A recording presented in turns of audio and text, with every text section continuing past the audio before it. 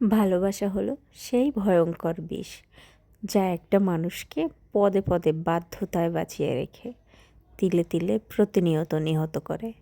কোথাও একটা পড়েছিলাম, আমি সেই রকম প্রকৃতির প্রেমে পড়েছি।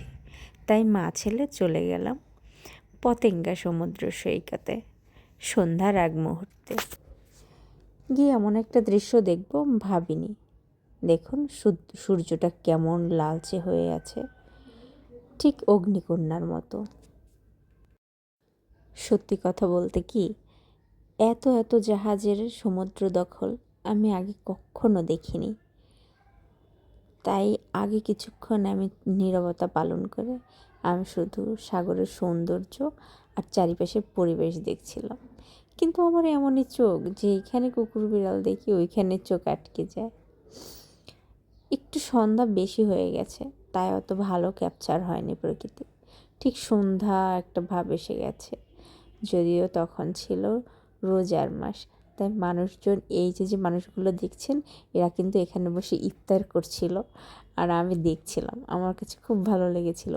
এত সুন্দর পরিবেশে বসে যে ইফতার করা যায়, এটা আমার মাথাতেই আসেনি।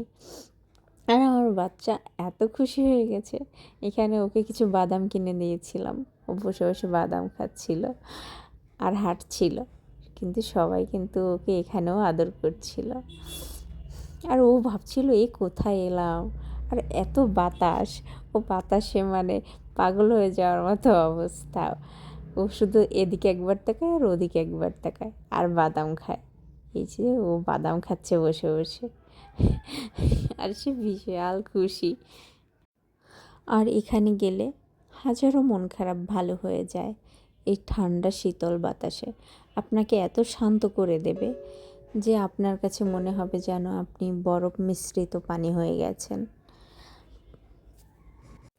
ওই যে দূরে পিপিলিকার মতো কিছু দেখা যাচ্ছে, ওগুলো মানুষ। ওখানে একটা চরের মতো আছে, সেইখানে মানুষগুলো দাঁড়িয়ে দাঁড়িয়ে সেলফি তুলছিল। স্পিড বোটও আছে ওখানে ঘোরার জন্য, কিন্তু আমার বাচ্চাকে নিয়ে এত দূর যাওয়ার আমার সাহস হয়নি। তাই আমরা পাড়ে বসেই দেখছিলাম আর প্রকৃতির স্বাদ নিচ্ছিলাম। এই যে আমরা যখন যাচ্ছিলাম তখনও কিলোমিটারের পর কিলোমিটার এইরকম জাহাজ নোঙর করা ছিল। আর আমার বেবিও দেখছি, সেও বিশাল খুশি হয়ে গেছে। আর তখনই আমার মন আরও ভালো করে দেওয়ার জন্য দেখুন কীরকম বৃষ্টি শুরু হয়েছে। ঠিক প্রকৃতিও যেন আমাকে কাছে টেনে নিয়েছে।